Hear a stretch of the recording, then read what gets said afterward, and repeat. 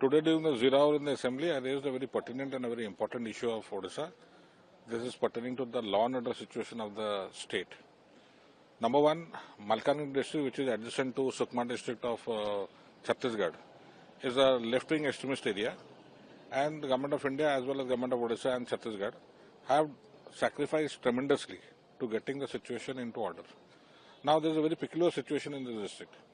After 1971 war, lot of expatriates, Bangladeshis, were made to settle in that area, and land records were also made into the name. Since then, the local population, the Adivasi population and the Bengali population, which was migratory and which was made to settle on by the government of India, are at loggerheads on various social issues, land issues and other administrative issues.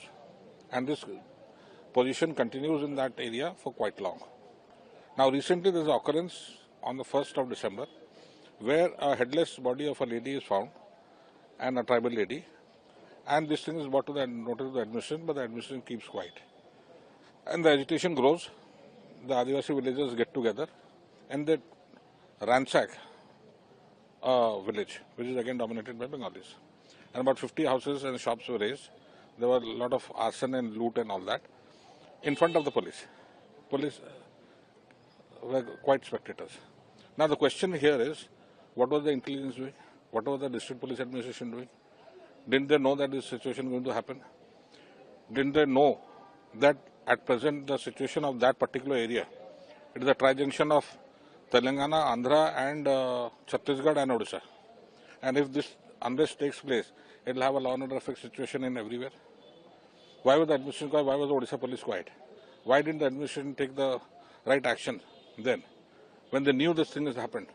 Why did they let it foster?